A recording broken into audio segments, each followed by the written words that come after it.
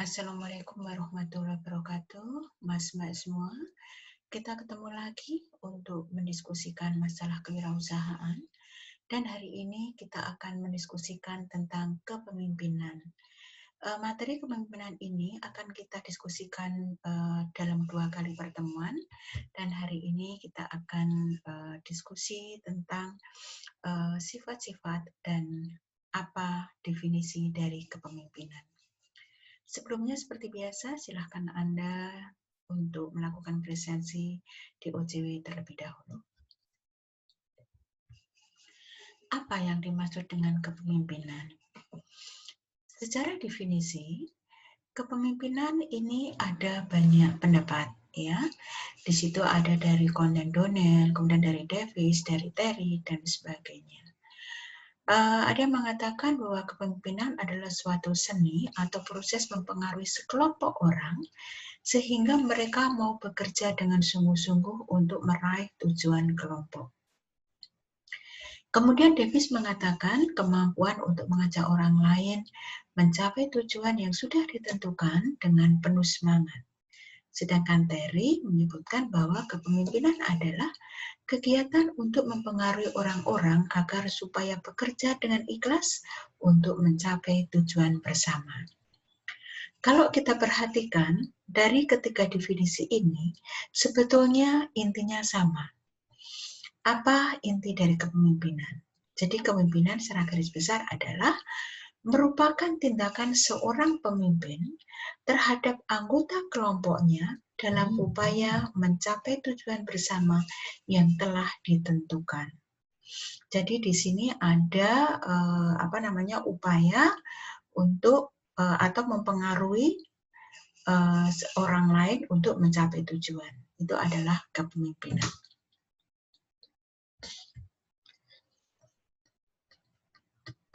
Dalam kehidupan sehari-hari, kita mengenal istilah pemimpin dan manajer. Beda atau sama toh istilah ini? Oke, sekarang kita pahami dari definisinya. Jadi di Indonesia dikenal ada natural leader dan management leader. Yang disebut dengan natural leader ini adalah seseorang yang menggunakan naluri, sikap, kemampuan, dan ciri-ciri kepribadiannya dapat menciptakan keadaan sehingga orang lain dapat bekerja sama mencapai tujuan. Sedangkan manajemen leader ini dasarnya adalah prinsip-prinsip manajemen. Ya, kita kembali mengingat ada prinsip manajemen yaitu ada planning, organizing, staffing, actuating, dan controlling. Jadi kalau natural leader ini menggunakan nalurinya, menggunakan sikap, kemampuan, dan ciri-ciri kepribadiannya, sedangkan manajemen leader dasarnya adalah prinsip manajemen. Tujuan dari kedua pemimpin ini sama, yaitu untuk mempengaruhi orang lain mencapai tujuan. Nah, pemimpin itu tidak sama dengan manajer. Seorang pemimpin belum tentu manajer, tetapi seorang manajer adalah seorang pemimpin. Ya. Yang dimaksud dengan manajer adalah orang yang bertugas mengkoordinasikan kegiatan orang-orang yang bekerja sama untuk mencapai tujuan dengan melaksanakan fungsi manajemen. Ya, jadi di situ manajer ini adalah mengkoordinasikan atau mempengaruhi orang-orang untuk bekerja untuk mencapai tujuan dengan berdasarkan fungsi manajemen. Sedangkan pemimpin adalah orang yang mampu atau pandai mempengaruhi dan menggerakkan orang lain untuk mencapai tujuan tertentu. Jadi pemimpin di sini tidak perlu fungsi manajemen untuk menggerakkan orang lain. Diskusi kita yang pertama, berikan contoh manajer dan pemimpin. Ya. Jadi Anda bisa berikan contoh secara real di kehidupan kita sehari-hari siapa yang dimaksud dengan manajer dan siapa yang dimaksud dengan pemimpin. Berikan contohnya. Nah, Tadi kita sudah melihat perbedaannya. Jadi manajer itu fungsi dasarnya adalah fungsi manajemen, dan yang pemimpin ini adalah kemampuan yang sifatnya naluri. Ya. Nah, sekarang pemimpin yang ideal itu yang seperti apa? Ternyata pemimpin yang ideal adalah kepemimpinan yang dilakukan oleh seorang pemimpin yang memiliki kemampuan manajerial. Ya. Jadi kepemimpinan yang ideal adalah kepemimpinan yang dilakukan oleh seorang pemimpin yang memiliki kemampuan manajerial, seorang pemimpin yang memiliki kemampuan manajerial. Ya. Jadi secara naluri dia mempunyai jiwa kepemimpinan, dan secara teknis dia melaksanakan kepemimpinannya dengan manajerial, dengan berdasarkan fungsi-fungsi manajemen. Diskusi kita yang kedua, ya, apa yang dimaksud kepemimpinan yang ideal adalah kepemimpinan yang dilakukan oleh seorang pemimpin yang memiliki kemampuan manajerial. Ya. Contohnya seperti apa atau siapa? Ya, ini diskusi kita yang kedua. Kemudian kalau kita lihat dari teori kepemimpinan, kita mengenal ada 3 orang pemimpin. Jadi bagaimana toh lahirnya seorang pemimpin? Ada 3 teori. Yang pertama adalah teori genetis, di mana seorang pemimpin itu ada karena secara genetis dia sudah mempunyai gen kepemimpinan. Jadi di sini dikatakan bahwa di dalam teori genetis itu, seorang pemimpin itu dilahirkan, bukan dibuat atau diupayakan. Ya. Kemudian kebalikan dari teori genetis adalah teori sosial, di mana dikatakan bahwa seorang pemimpin itu dibentuk untuk menjadi seorang pemimpin, bukan lahir menjadi pemimpin. Ya. Jadi di sini dia tidak mempunyai genetis atau tidak mempunyai gen keturunan seorang pemimpin, ya. Jadi dia menjadi pemimpin karena dia berupaya dibentuk ya menjadi seorang pemimpin, bukan karena dia mempunyai darah atau keturunan kepemimpinan. Yang ketiga adalah teori ekologis, di mana dikatakan seorang pemimpin yang dilahirkan dengan bakat-bakat kepemimpinan, kemudian mengembangkan diri dengan pendidikan. Ya. Jadi dalam teori ekologis ini dikatakan bahwa seorang pemimpin ini dilahirkan dengan bakat kepemimpinan, kemudian dia mengembangkan diri dengan pendidikan. Diskusi kita yang ketiga, apa kelebihan dan kekurangan dari masing-masing teori kepemimpinan ini? Kemudian diskusi kita yang keempat, tolong berikan contoh dari masing-masing yang termasuk di dalam teori-teori kepemimpinan ini, dan termasuk dalam genetis, sosial, dan ekologis. Tolong Anda sebutkan pemimpin baik nasional ataupun internasional yang termasuk di dalam teori kepemimpinan ini. Ya, Anda boleh menggunakan pemimpin nasional, boleh juga internasional. Yang penting pemimpin itu adalah pemimpin yang universal, artinya kalau Anda menyebut nama X, maka kita semua tahu siapa X, begitu ya. Jangan pemimpin di kampung Anda yang tahu hanya Anda saja, atau jangan pemimpin di organisasi Anda yang tahu hanya Anda saja, ya. Jadi tolong berikan contoh yang sifatnya universal, di mana kita semua tahu, ya. Jadi diskusi kita yang keempat adalah itu tadi ya, tolong berikan contoh pemimpin nasional ataupun internasional yang masuk dalam kategori ini. Siapa yang masuk dalam kategori teori genetis, siapa yang masuk dalam teori sosial, dan siapa yang masuk di dalam teori ekologi. Kemudian sifat-sifat kepemimpinan. Seorang pemimpin harus mempunyai sifat social sensitivity, dan juga behavior flexibility. Yang dimaksud dengan social sensitivity adalah seorang pemimpin yang memahami tingkah laku dan peka terhadap kebutuhan anak buahnya. Sedangkan yang dimaksud dengan behavior flexibility adalah seorang pemimpin dapat menyesuaikan tingkah lakunya untuk mengadakan perubahan sesuai dengan kebutuhan dan situasi kelompoknya. Diskusi kita yang kelima, ya. Apa dampaknya kalau seorang pemimpin tidak mempunyai sifat social sensitivity? Ya, jadi apa dampaknya kalau seorang pemimpin tidak mempunyai sifat social sensitivity? Oke, ya, itu diskusi kita yang kelima. Kemudian diskusi kita yang keenam, tolong juga diberikan contoh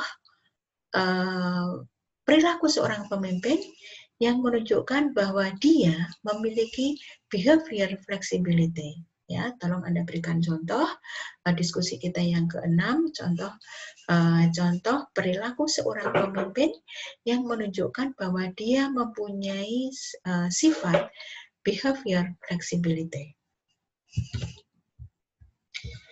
Kemudian ada beberapa kriteria sifat pemimpin yang harus dipunyai, ya.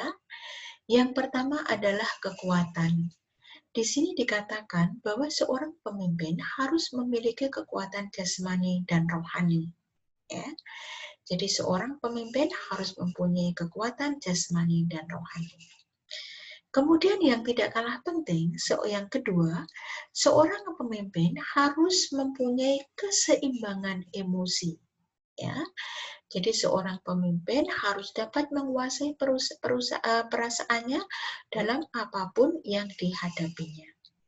Ya, diskusi kita yang ketujuh, ya, berikan contoh atau berikan penjelasan keseimbangan emosi itu seperti apa. Ya. Kemudian contoh konkret perilaku seorang pemimpin yang mempunyai sifat keseimbangan emosi seperti apa, dan yang terakhir apa dampaknya kalau seorang pemimpin tidak mempunyai keseimbangan emosi. Ya, ini diskusi kita yang ketujuh. Kemudian seorang pemimpin harus juga mempunyai pengetahuan tentang hubungan kemanusiaan. Ya. Karena dalam bidang kerja atau organisasi ini merupakan hubungan antar manusia, maka seorang pemimpin harus mempunyai pengetahuan tentang hubungan kemanusiaan. Di sini artinya seorang pemimpin harus mempunyai kemampuan untuk mengetahui sifat serta tingkah lakunya dalam pergaulan. Ya, jadi dia harus bisa memahami, harus bersikap bagaimana di dalam pergaulan. Kita tahu ya, kemarin kita sudah sampaikan bahwa manusia itu punya emosi, manusia itu punya kepentingan, manusia itu punya harga diri, ya, manusia punya apa ya, tujuan ya yang mungkin berbeda dengan kita. Nah, seorang pemimpin harus mempunyai kemampuan mengetahui sifat-sifat ini, ya, dan dia harus bisa menyesuaikan atau harus bisa menyesuaikannya, harus bisa menyesuaikan dengan semua karakter manusia yang tadi saya sebutkan. Ya, manusia punya, terutama karena manusia punya perasaan dan punya emosi. Nah, ini seorang pemimpin harus paham hal ini. Kemudian yang keempat, kriteria sifat pemimpin adalah motivasi pribadi. Di sini dikatakan bahwa keinginan menjadi pemimpin harus datang dari dalam dirinya sendiri. Ya, kenapa? Kalau keinginan menjadi seorang pemimpin itu datang dari dirinya sendiri, maka akan membangkitkan semangat dalam bekerja. Akan berbeda ketika seorang pemimpin menjadi pemimpin karena diminta oleh pihak lain atau ditunjuk atau dipaksa lebih-lebih, ya. Nah, kalau yang seperti ini, nanti kalau misalnya terjadi sesuatu, dia akan gampang sekali ngomong, kenapa salahnya milih saya, salahnya meminta saya menjadi pemimpin, akan seperti itu. Ya. Tetapi kalau itu motivasi diri sendiri, motivasi pribadi, maka bisa dipastikan ini mereka akan bekerja dengan lebih baik dan lebih semangat. Ya. Contoh yang paling gampang ya, saya tidak tahu di daerah Anda, kalau di tempat saya, yang namanya Pak RT, Pak RW itu suatu jabatan yang dihindari, ya, dihindari oleh warga. Ya. Apalagi menjadi RT yang setiap saat harus berhubungan dengan masyarakat, ya, di mana masyarakat kepentingannya bermacam-macam, perilakunya bermacam-macam, ya. Masyarakat itu maaf bisane hanya isone mung maido seperti itu toh, ya.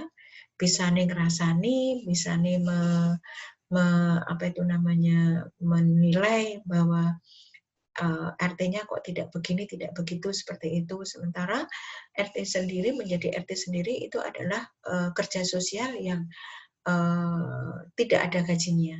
Ya, mungkin sekarang ada insentif ya mungkin, tapi itu juga nggak terlalu banyak dan itu kayaknya hanya setahun sekali diberikan. Nah, di tempat saya yang namanya menjadi RT atau RW itu suatu mesti apa namanya tidak ada yang mau, ya. Jadi kalau ada orang menjadi RT itu biasanya karena dipaksa, ya, karena dipaksa oleh masyarakat untuk bersedia menjadi RT. Nah, ketika pemilihan RT seperti ini, maka RT akan bekerja dengan tidak sepenuh hati, ya. RT-nya akan bekerja suka-suka dia, ya, mungkin bukan suka-suka, mungkin niatnya bukan suka-suka ya, tetapi mungkin karena satu hal dia tidak bisa menjalankan ketugasannya sebagai RT itu secara maksimal. Nah, ketika warganya komplain, maka dia akan bilang, salah milih aku, ya kan? Sopo sing meminta saya menjadi RT Anda, kan begitu. Ya. Tetapi akan berbeda ketika misalnya ada juga ya di suatu wilayah di mana pilihan RT itu, di mana RT itu dilakukan pilihan, ya. Pilihan yang calon-calonnya ini benar-benar mencalonkan diri atau calonnya itu benar-benar siap untuk memikul tanggung jawab RT. Nah, kalau seperti ini maka dia dituntut untuk bekerja dengan lebih baik. Ya. Kalau misalnya dia bekerja tidak baik, maka dia akan mendapatkan sanksi dari masyarakat. Anda itu niat sendiri, ya, nanti masyarakat kan bilang, orang niat biar rasa nyalon begitu, ya toh. Nah, jadi akan lebih baik kalau menjadi seorang pemimpin ini adalah motivasi pribadi. Kemudian yang kelima, harus mempunyai kecakapan berkomunikasi. Nah, seorang pemimpin ini adalah media komunikasi, ya.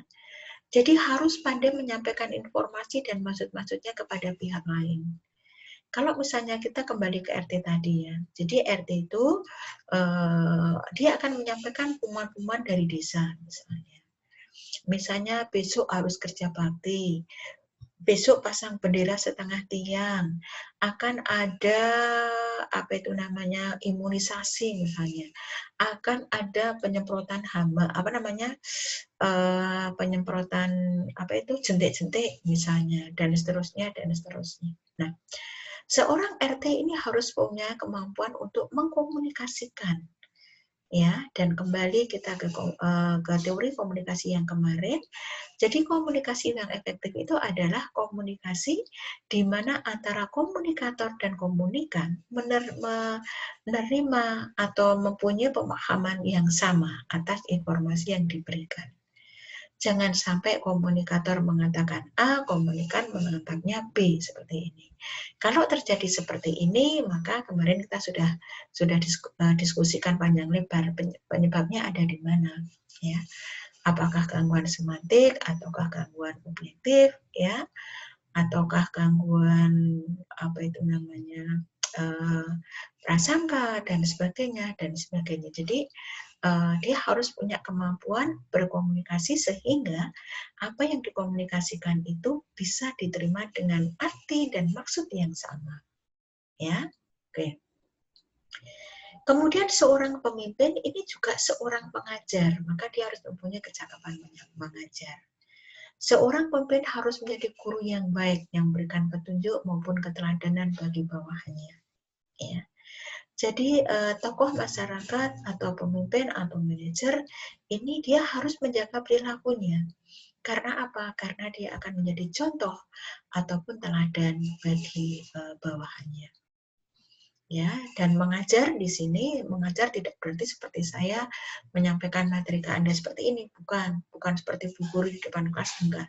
Jadi mengajar itu bermacam-macam caranya ya. Salah satu contohnya adalah menggunakan keteladanan. Dia tidak perlu secara real mengatakan atau secara apa itu namanya eksplisit dia mengatakan bahwa saya akan mengajar Anda tentang etika misalnya. Tidak perlu begitu, tapi ketika dia beretika, maka secara otomatis etika yang dia terapkan itu akan diteladani oleh bawahannya. Nah, ini artinya dia sudah mengajar, ya, seperti itu. Kemudian yang terakhir dari sifat kepemimpinan adalah kemampuan teknis. Ya, jadi seorang pemimpin harus menguasai kecakapan dalam merencanakan, mengorganisir, menimpahkan tugas, memberi nasihat, membuat keputusan, mengawasi, dan kerjasama. Ya, jadi dia harus tahu teknisnya bagaimana cara menasihati yang efektif. Ya, menasihati itu tidak mudah loh. Ya, nasihat bisa diterima diterapkan atau bisa diterima tidak diterapkan. Ya, tergantung bagaimana cara kita memberi nasihat. Kemudian juga harus mempunyai kemampuan bagaimana memberikan tugas, ya, memberikan tugas di mana yang diberi tugas tidak merasa diberi tugas. Artinya begini, artinya diberi tugas itu akan melaksanakan dengan segala kerelaan. Ya, dia mengerjakan tugas itu bukan karena diperintah, tetapi karena dia merasa itu sebagai suatu kewajiban. Nah, untuk bisa seperti ini, seorang pemimpin juga harus mempunyai kemampuan teknis, ya, kemampuan teknis. Oke, nanti bisa kita diskusikan lebih lanjut, ya. Jadi kemampuan teknis ini harus menguasai kecakapan dalam merencanakan, mengorganisir, menimpahkan tugas, memberi nasihat, mengambil keputusan, mengawasi, dan kerjasama. Ya, oke, Mas Mbak semua, ini materi kita hari ini tentang kepemimpinan. Nanti minggu depan akan kita lanjut kepemimpinan yang lain. Ya, seperti biasa. Setelah Anda menyimak video ini, nanti kita langsung diskusi saja dan silakan Anda tunjuk jari Anda ingin merespon diskusi yang mana. Oke, terima kasih Mas Mbak semua. Assalamualaikum warahmatullahi wabarakatuh.